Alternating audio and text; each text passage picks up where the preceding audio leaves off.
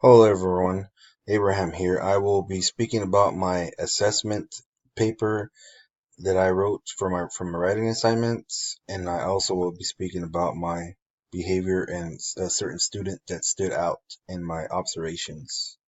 First, I will read the assessments. The types of assessments that are used in my host classrooms vary with the 11th and 12th graders I observe. For the 11th grade class, the teacher gives these students more freedom to self and group assess themselves as far as essay writing and rubric assessment goes. This class is an advanced placement English classroom with students who have shown themselves capable of being introduced to different types of essay styles, which they can incorporate on their own. The students are given examples, essays from their textbook so that they can notice the rhetorical strategies each author is using. A teacher notices that the students pick up so in this way the students are given informative assessments with practice essays to work on. Students self-assess themselves by reading the grading rubric established by the Advanced Placement System to assess if their essays have everything needed that is detailed in the assessment grading rubric. They highlight with the teacher from the projector to simplify the rubric in terms they could understand. The goal at the end of each quarter is to take the Advanced Placement English essay, which is a form of criterion summative assessment, and pass without having to look at these details that won't be available later when they take their test. The students can still pass the class, but without a proper grade on the advanced placement exam essay, they won't be able to get college credits, which will be given to them at the end of the year. Students also work as a community to give formative assessments on each other when they workshop their papers. This has been seen only once, although. A portfolio assessment is given in a form of journals, which are a compilation of thoughts about readings or summaries on improvement. I think with a class like these, different forms of assessments are needed so students don't waste their time taking this class and not passing their exam, which will grant them college credits. I believe that with experience, I can assess students' performance while I teach. This is what I've noticed this teacher does because when I ask her questions about certain students, she lets me know about their attributes and what they need to work on. If this was my classroom, I would do more community-based assessments because students at this level have the capability to stay on task and respect each other. They realize what's at stake and they want to do well so that they get ahead faster when they go to college. Students here have already committed to a higher learning potential and expect to go to college. The senior class is the other class I had was a senior class, and this is a pathway unit class where students have already set their paths after high school. These students, although a grade higher than the latter, have less expectations in their assessment and aren't required to take essays. They haven't met the requirement for an advanced placement class, so they don't get college credits. The teacher gives this class a portfolio assessment based on journals they must complete by the end of the quarter. She also gives students their mid-quarter grades, so students could self-assess their situations accordingly and push themselves harder. Students in this class do not assess each other because they tend to get disruptive and not accomplish their task.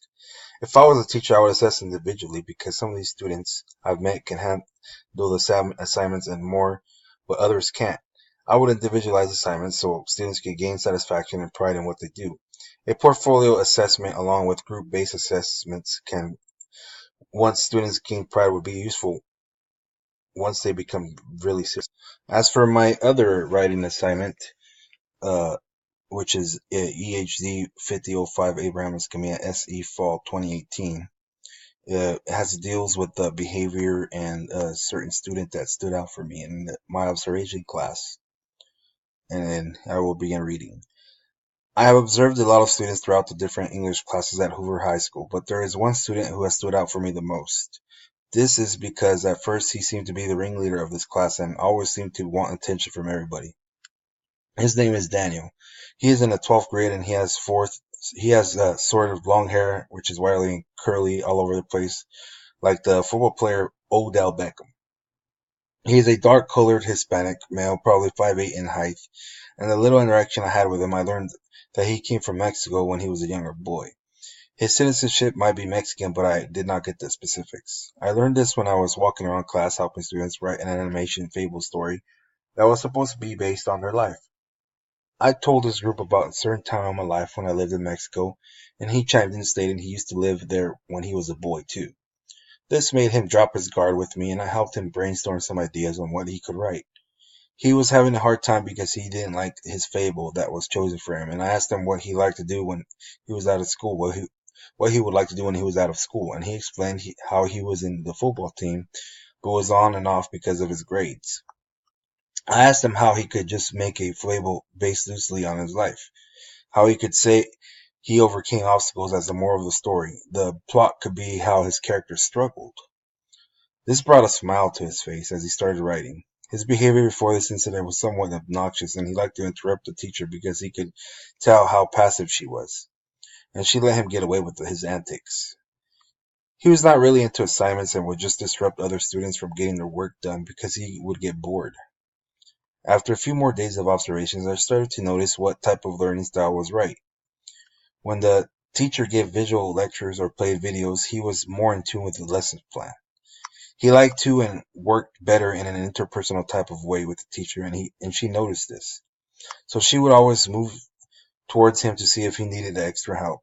This class is an English Pathway Unit class, which meant that every student in this classroom has been placed in the same classes since their freshman year. I asked the teacher what she thought about this type of class, and she said that this made students develop a mob mentality, where it was all of them against the teacher. She had to move students around all the time, and I noticed how this was happening a lot early in my observations.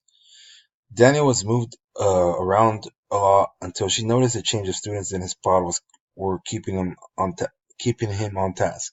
She didn't have to tell him to be quiet as much, and she didn't have to write little notes to tell him to stop being loud or she was going to send him out. She did this once when I wasn't around, but the teacher said he reacted well and was grateful she didn't put him on the spot in front of peers. He might have been one of the main ringleaders of this classroom, because once he wasn't disrupted throughout the whole class, most of the students followed suit and they didn't disrupt the class.